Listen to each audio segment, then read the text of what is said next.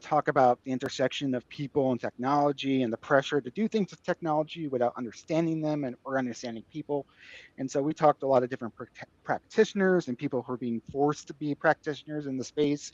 And whether you're pro AI or anti AI or anti technology or pro printing press, I think there's a lot of stuff interesting to learn from all people. So very excited this week to have Scott. Scott, tell me, what do you are and what do you do? Hello, everyone. Thank you. My name's Scott Carlson. I am the founder of a marketing and production company called Van's General Store. Van is my son. We named the company after him to remind me why I go to work every day. I started the agency 14 years ago now with Liev Schreiber, who's been a longtime friend and collaborator on creative endeavors over the years. And we do everything from startups, white pieces of paper, to television shows, to Pepsi, Cadillac, Chevy, NBC. We have a very interesting and different approach to how we go about solving marketing, problems or challenges for clients, and how we build our teams out. And we've had a blast for the last decade. Well, and the last decade is probably really auspicious time to be in this space, right? Because Yes. it's been kind of like a march from democratization down to like a assembly line part, especially in the creative spaces. And you know, I I know from the work that your agency does and Lead does is um, you guys seem like a good agency, and him as an actor seemed like someone who's good at like towing the line between like doing this for art and doing this for commerce, but still maintaining the high level standard as you would if you're doing something personal. How do you kind of measure that kind of like well, they're paying me to do this, and it's a good idea, but Coke brand guidelines or whoever says I have to do this. So how do I how do I bring the value of what I am into the constraints of what they give me? Yeah, I think the easiest way to answer that is in it seems like an obvious answer, but it really gets lost these days. But it's about having the idea. It's really about having a grounded idea.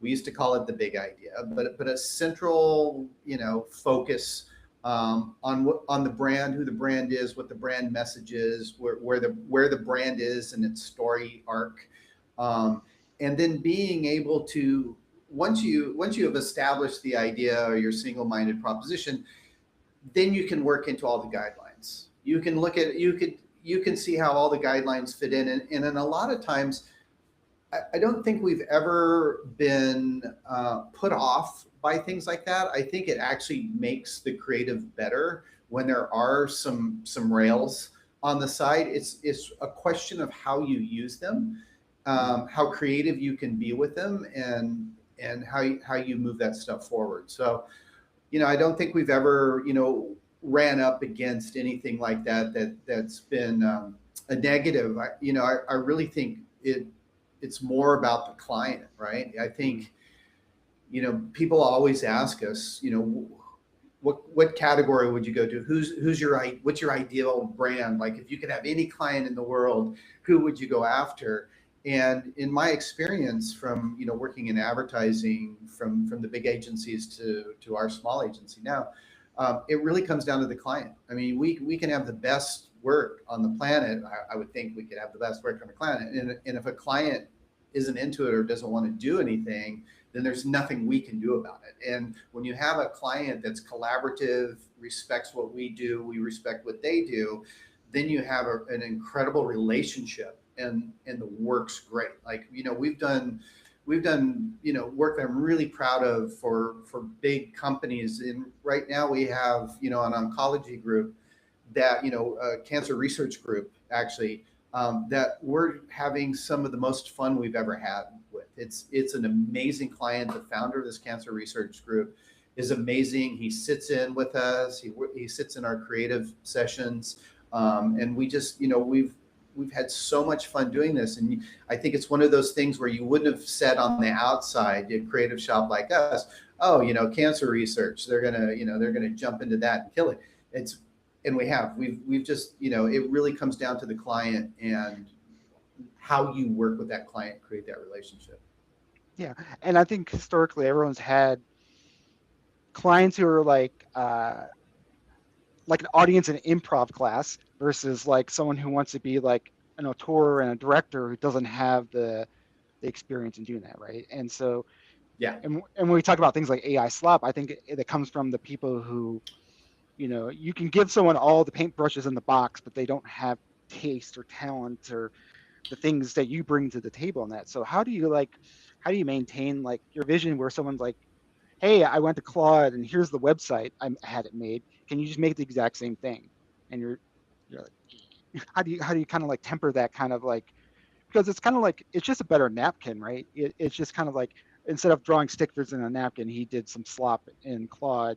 And so at least I kind of know where he's coming from. But how do you kind of like toe that line where you empower them to like riff, but not like constrain you unnecessarily? Yeah, it's a good question. I mean, that part of AI and creativity and clients definitely rubs up against what we do a lot. We had a client that we built a huge brand around. It was really successful. It was moving forward at a great pace, and the client, all of us, AI came into fashion, and the client instantly said, well, why do I need you guys when I can, just do AI? And, they walked away from their marketing campaign and their brand strategy and just started posting AI images of the product on social media and fell off the map on everything else. And then you watch the brand literally get down to a point where it's about to go under. So, what happened was, AI took all the emotion out of everything. Yes, it's a shiny object, but there was no connection back to the consumer anymore because of the AI slop, right? You couldn't program the emotion into AI in order to get some marketing materials. And then, the website thing is interesting. AI is such an amazing tool, right? Like we actually, we love AI. We don't use it to, start creative projects or concepts. We like to say that we're flesh and bones first, meaning that it's going to come from us. It's going to be emotional. There's going to be a connection. We're going to bring in all different types of thinkers from different categories to attack problems. And once we have all of that stuff down and we're really happy and we're going in, then AI comes in and we can support with AI, because AI can now start to uplift some stuff. But the part of the when a client comes to you and says, look what my kid did, right? Look what my kid did in Claude. It's so cool. Look at this logo. You can't actually push against it because it's real, and in some people it's fine, right? Like they don't have that level, they don't have that taste, they don't read into things, they don't see where you need to emote with the things that you're doing, or at the same time, it's like, where did the logo actually come from? Did it come from a brand conversation? Are you breaking down brand design? Are you talking about like, where did it come from besides you told it like, I want some 70s font in an arc with this name, show me 50, right? And then there's 50 logos and boom, hey, I like that. I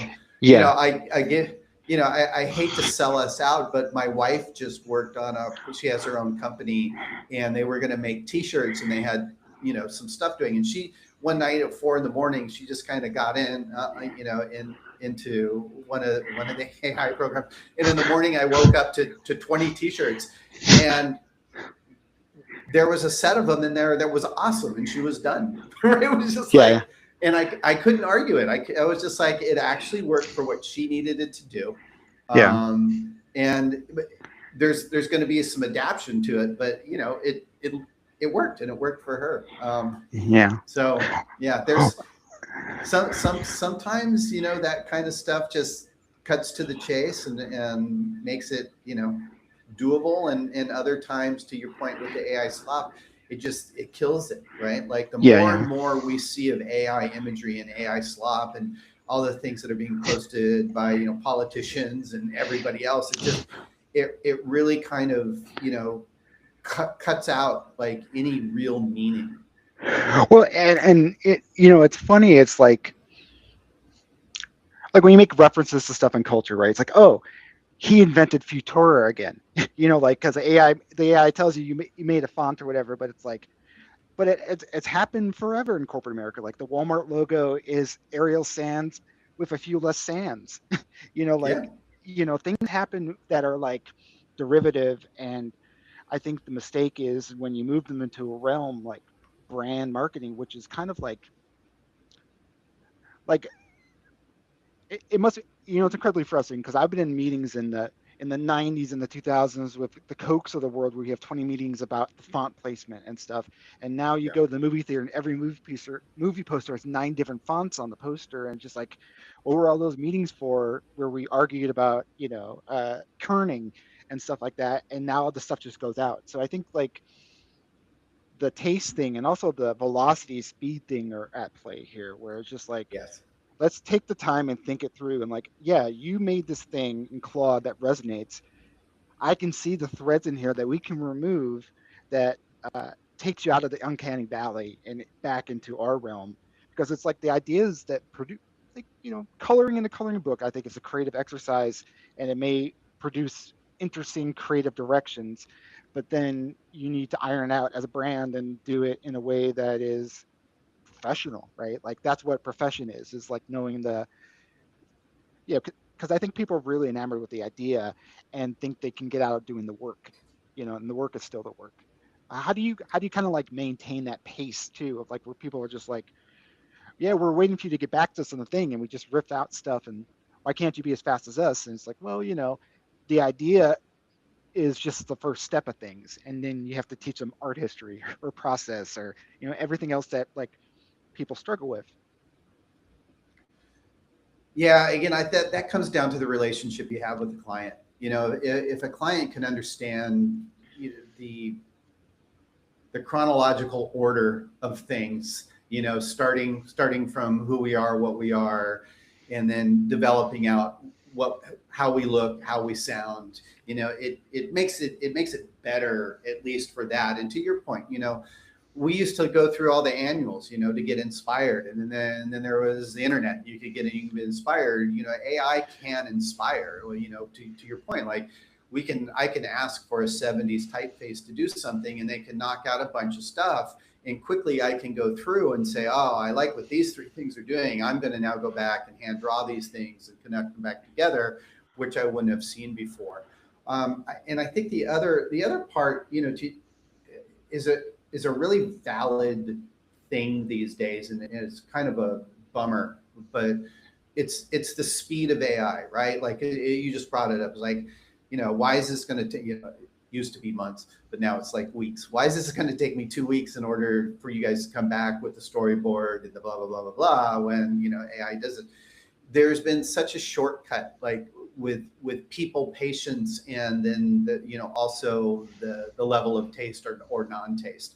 And you see it not just with AI, but you see it, you know, just the fad. It's kind of waning, but like influencers, like let's just stick our product on an influencer. Oh, this person has 500,000 followers.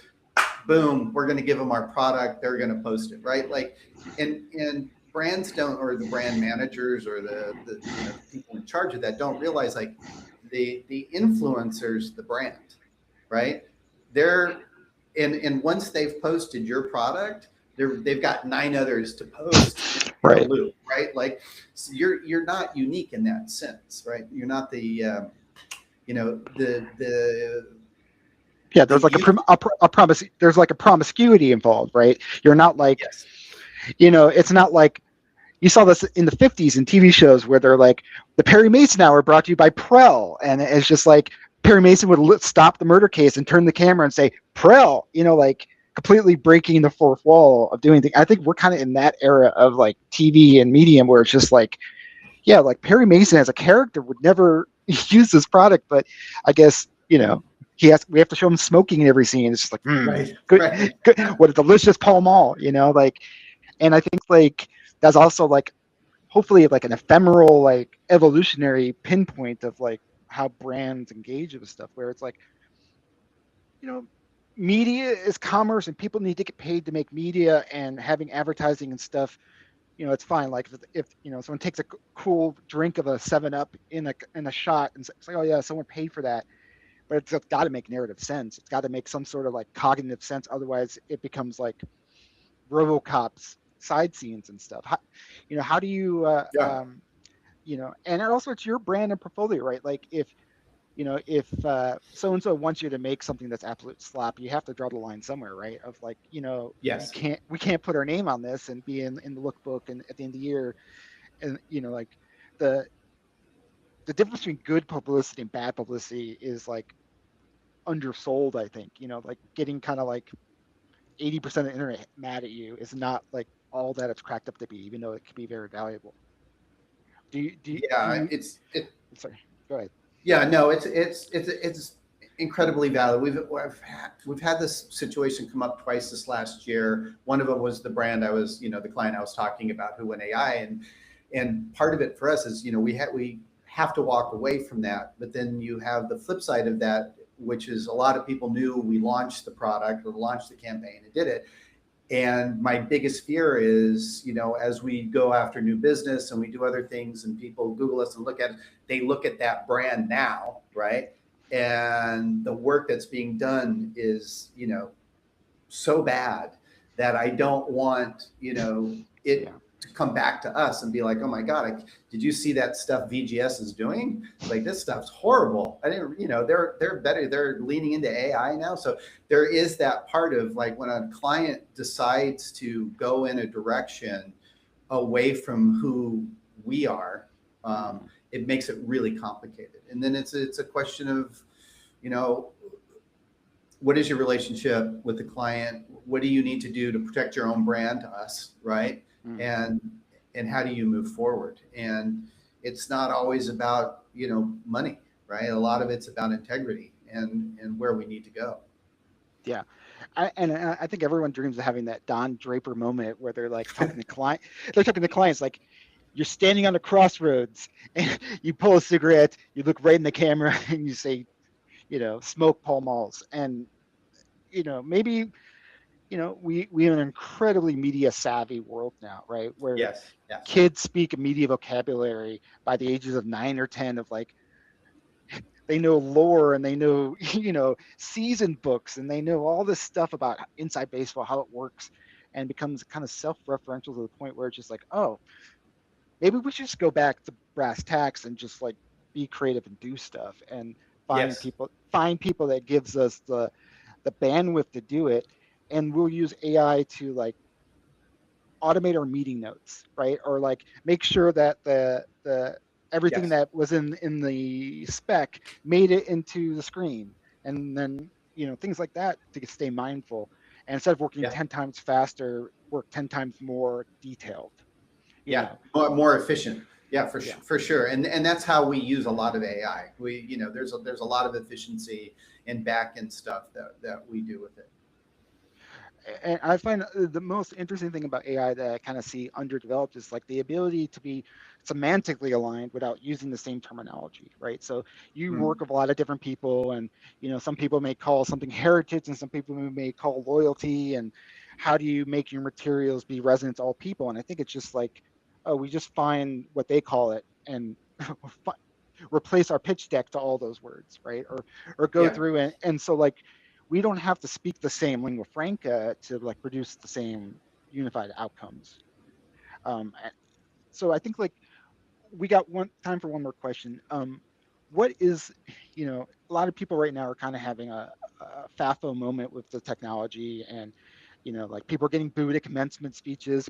They think yes, they're gonna, yeah, and so and like I think it's really fascinating because it kind of shows that people are kind of like, I wouldn't say out of touch, but they're so dedicated to one customer, you know, maybe venture capitalists who own stake in AI companies, and they've lost a disconnect with rank and file customers and employees. How do you stay engaged with people so you're not just like breathing the same air all the time with people who may be like dedicated to a direction that you're not interested in fulfilling as a owner of your own agency? Yeah, I guess it's really trying to understand why that direction is important to the client, and getting inside that head. And again, clients are everything. It's sitting down, having the conversation, reaching across the aisle, if you will, and finding out if there's a way to understand or reintroduce that thought in a way that works for both people. I think everything course corrects in time. Even with AI is not going anywhere. Everybody's going to figure out how to use it for the best use for themselves, right? And it's just going to get smarter. But everything course corrects. Even the whole idea of what we were talking about earlier, about like aligning your product with somebody who has 500,000 followers. A big part of it now is the micro influencers, getting to the person who really makes a difference inside the category of the product you sell. It's not about 500,000. It could be about the right 50, right? And those 50 are going to turn out something else. But that's how things have course corrected through, social media and influencers. Is it's not the big size, it's the small size that's really important these days. And I think the same thing will happen with AI with most companies.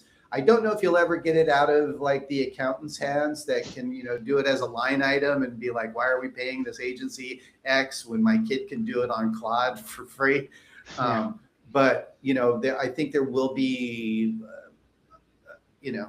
a time when agencies, marketing people, and clients start to understand what really are the best uses of AI, and not look at it as a shortcut, but look at it as like an influential tool that can make things better, and not be the shortcut.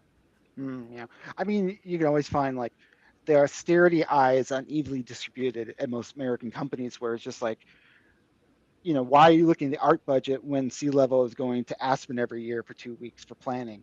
Why don't we just book the Radisson down at Route 5 off Jersey?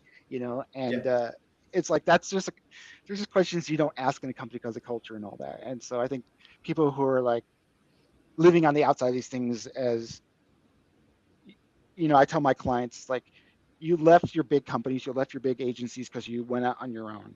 And so AI is to replicate that infrastructure you gave up in return for the autonomy that you gained. Like how do you keep your vision going and all that, because you don't have 6 secretaries to keep your calendar aligned and all that stuff. You have to use technology to kind of like maintain your vision, so you have the time to come on a meeting like this and talk to people, versus like, have AI meeting guys go to AI meeting guys with other guys, and it's just like someone could have just wrote an email. Why are we doing all this theater? So if people want to work with you, Scott, what's a good place to reach you? Where do you hang out? They can reach us at hello@vgsny.com, and somebody will get back to them. And I think the one last thing I would say about all of this stuff is really the most important thing that, like, marketing agencies, production companies, and clients, it's the relationship you have with each other, right? You really need that relationship. And AI, you cannot make a relationship with. It's the tool, and I think that's where people need to understand. Like, yes, you can talk to AI and prompt it to do stuff, but you can't have a conversation and a working relationship and an understanding and a reading of the room and a back and forth. I inspired you, you inspired me. Get to the point. And I still think the relationship with client and agency is the most important thing across the board. Yeah, it's kind of like a performance. Like if you're a comedian touring, some cities you just bomb in, right? Like, and some cities you bomb in and become something new and weird and different because you make that adjustment. And that's the key to anything. It's just like you need to have that in situ runtime leverage. Like, oh, this person hates me and everything that I'm about, but I think we can align on this thing, and I'll lean into that. And that's something AI just can't do. So that's right. Cool. Well, thank you for coming on. I think we gave a lot of people food for thought. This will be online for those who are watching live streaming. It'll be online in a couple weeks, and we'll talk to you soon. Great, Peter. Thank you so much.